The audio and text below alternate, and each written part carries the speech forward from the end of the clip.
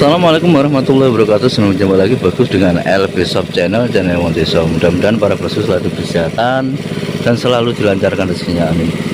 Kali ini kita akan review pembersihan kolam yang kemarin itu kita panen bosku. Ini untuk pohon-pohonnya itu kan di atasnya ini pohon mangga itu biasanya daunnya itu kalau di kolam sana itu kotor sekali, makanya ini satu periode tidak pernah saya bersihkan. Nanti akan kita tunjukkan repotnya itu bagaimana kalau kolam itu di bawah. Makanya saya sering pesen sebaiknya bikin kolam itu lebih banyak naiknya dari permukaan tanah daripada seperti ini.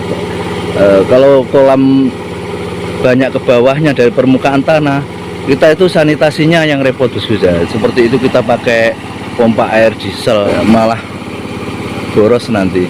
Terus membersihkan bawahnya itu juga sulit, harus 2 orang paling tidak itu nanti.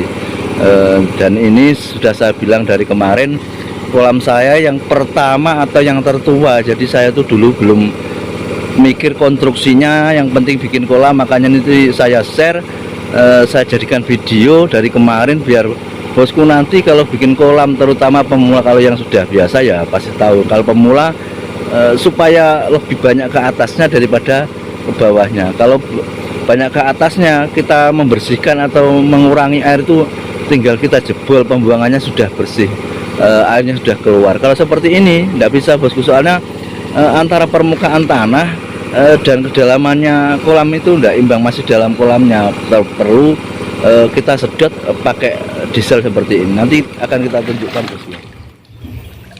Nah ini bos, kedalamannya ada 2 meter ke bawah, makanya sulit. Kalau membersihkannya ini harus pakai 2 orang, kalau 1 orang nggak bisa nih guys. Nah, ini satu panenan tidak saya sipon sama sekali, tidak pernah nyedot, tapi juga bisa berhasil. Yang intinya itu seperti yang saya bilang kemarin, asal dibuang air bawah, itu pembuangannya kan di atas itu bos, nanti dikasih paralon atau spiral ke bawah. Jadi kalau kita nambah air, yang keluar itu tetap air dasaran. Paling tidak kalau yang keluar air dasaran itu ya tetap mengurangi amonia yang bagian bawah bosku. Jadi kita memang tidak pernah sipon atau bersih-bersih sebelum panen, tapi sebenarnya yang bagus itu ya tetap dibersihkan. Tapi untuk kolam ini saya tidak pernah, padahal atasnya itu pohon tadi ditebangin, soalnya mau diisi lagi. Makanya pesan bagi teman-teman khususnya pemula itu, kalau nanti bikin kolam dibuat lebih banyak ke atasnya dari ke bawahnya. Ini kan kolam eksperimen percobaan saya waktu pertama kali, jadi belum tahu sistemnya kolam bagaimana, ya asal bikin jadinya seperti ini. Ndak dipakai sudah ada ya tetap saya pakai, tapi alhamdulillah tetap menghasilkan. Tiap periode itu masih lumayan, di atas 5 kental, 5 sampai 6 kental, isi 1.500 biasanya.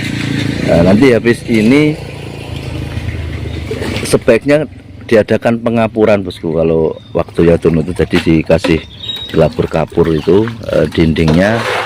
Kalau sini tuh, ini kemarin ada yang bertanya itu bawahnya apa juga cor. Kalau yang ini cor bosku, soalnya di sini itu sumbernya itu dalam.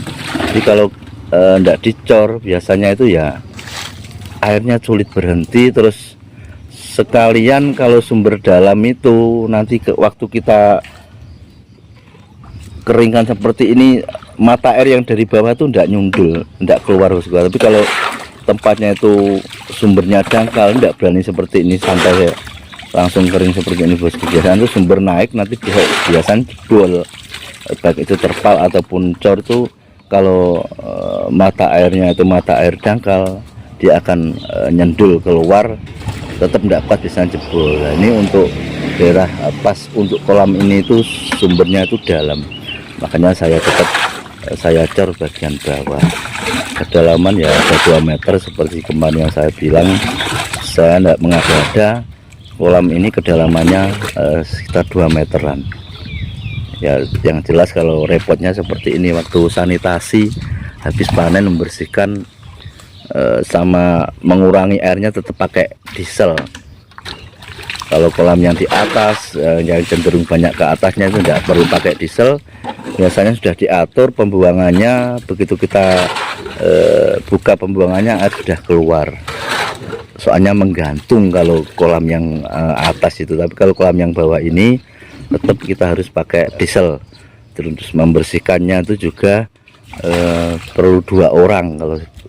Kalau yang kolam di atas tuh cuman spiralnya aja kita terjun ke bawah, kita jalankan tuh sudah kotoran-kotoran sudah keluar semua bosku. Tapi kalau seperti ini tidak bisa ini. Itulah kelemahannya kalau kolam berada di bawah permukaan tanah. Makanya ini saya share, saya bilang dari kemarin, pesan kepada teman-teman yang pemula khususnya itu, yang jelas kalau bikin kolam itu lebih banyak ke atasnya daripada ke bawahnya. Ya seperti ini resikonya. Tujuannya itu kalau pembersihan habis panen atau mengurangi air bawah itu lebih mudah kalau kolam di atas. Kalau kolam di bawah yang jelas lebih ribet. Untuk lebarnya kolam ini sekitar 4 kali 8 meter bosku. Kalau idealnya itu kalau umpama kedalaman air itu 1 meter, ya isinya paling sekitar 700 sampai 800 mentok. Karena ini kolamnya itu dalam, populasinya saya tambah, saya isi padat 1500, jadi double dari kapasitas atau populasi hitungan sebenarnya. Tidak masalah kalau kedalamannya itu ada sekitar 2 meter atau minimal 1,5 meter. Tapi kalau kedalamannya itu cuma 1 meter, ya harus real isinya paling tidak per meternya itu 25 sampai 30 itu sudah mentok. Itu nanti kalau sampai panen diisi 30 per meternya itu sudah padat. Tapi untuk kolam ini saya isi double, soalnya kedalamannya ada sekitar 1,5 sampai 2 meter, 2 meteran lah itu. Kalau masalah sipon atau penyedotan air, membersihkan bagian bawah sebelum panen itu, ya memang ada teori-teori seperti itu.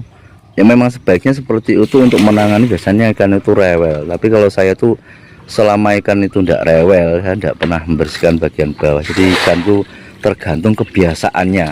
Kalau kebiasaannya itu airnya selalu bersih, selalu steril, nanti kalau ada perubahan air yang tidak bersih, biasanya itu akan mudah gimana ya, makannya itu akan juga lambat. Tapi kalau sudah terbiasa ini bos, paling kita cuman buang air bawah itu kan di sini tuh masih agak rendah, yang sana itu tanahnya.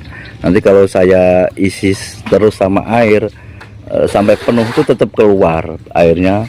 Cuman yang keluar itu saya ambilkan, yang bawah itu pembuangannya saya kasih spiral ke bawah. Jadi yang keluar tetap air bawah, bukan air yang permukaan. Makanya saya tidak pernah ngasih sipon atau nyedot, soalnya amonia yang bawah itu sudah berkurang. Cuman habis panen saja saya bersihkan seperti ini. Terus nanti untuk taburnya itu biasanya kalau sudah bersih begini bos, ini diisi air paling tidak itu 5 sampai 1 minggu, 5 hari sampai 1 minggu tuh pertandanya kalau sudah air itu normal tuh keluar jentik-jentik nyamuk itu bos. Jadi itu tidak masalah, nanti berarti air itu sudah normal, bisa langsung ditabur dengan bibit. Terus habis tabur bibit itu usahakan jangan dikasih makan dulu selama 1 hari atau 2 hari, soalnya kan banyak jentik di bawah sana bos. Nah, jentik itu nanti akan dimakan ikannya, jadi kita tidak perlu ngasih makan selama 1 atau 2 hari. Biasanya kalau kita langsung kasih pelet habis tabur, itu resikonya ikan itu akan mudah stres, terkadang akan mudah kena penyakit. Itu ya rata-rata orang tuh tidak tahan, jadi habis ditabur langsung dikasih makan. Sebaiknya itu puasakan dulu, habis ditabur itu ya 2 atau 3 hari tidak masalah, itu tidak akan mati ikan bos. Yang cenderung ikan itu yang nantinya stres, ikan yang lemes itu nanti kalau kita puasakan terus dia tuh makan jentik-jentik yang ada di kolam, dia akan cenderung lebih sehat. Jadi untuk lebih amannya prosesnya seperti itu bosku. Oke bosku, sementara itu saja yang dapat saya sampaikan. Nanti kalau ada yang belum paham, bertanya masalah kolam ini, masalah sanitasinya atau pembersihannya, masalah taburnya bisa langsung chat di kolom komentar. Mudah-mudahan ada manfaatnya. Akhirnya saya akhiri. Assalamualaikum warahmatullahi wabarakatuh.